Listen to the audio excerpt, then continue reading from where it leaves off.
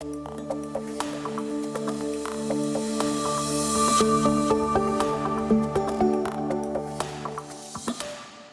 Connie, let's talk about the this concept of mentorship.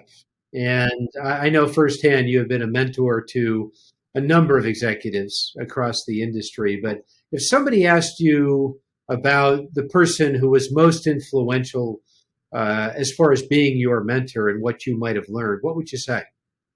That's a great question. You know, of course, when I started, the word mentor or sponsor, that didn't exist. But I would say there was a couple of bosses early on in my first stint at BRE. One of my first bosses, because I had so many early successes. I'm not really sure why, but I had just a lot of early successes at BRE, and I remember him saying, "Don't rest on your laurels," and that made sure that I never got lazy.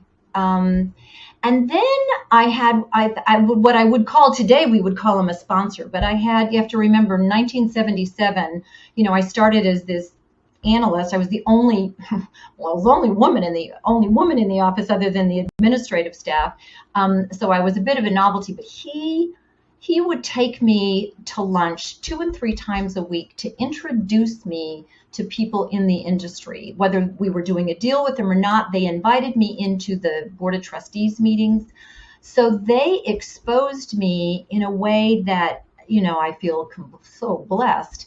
But that I have used that and said, you know what, that's a way to help expose young people today. So I spend a lot of time either mentoring and or sponsoring people because I know how important it was for me. And it allowed me to get places that maybe I wouldn't have done on my own. So those are the two. They were very early on, but they left an impression that I have used and my whole career. And I think finally, I do remember when I left BRE the first time, and I left right before we got our bonuses paid. And it was time for me to leave. And 3 months after I left, the CEO called me and he said, "We're going to pay you your bonus for 1982 because you were as much a part of our success in 82 as anyone."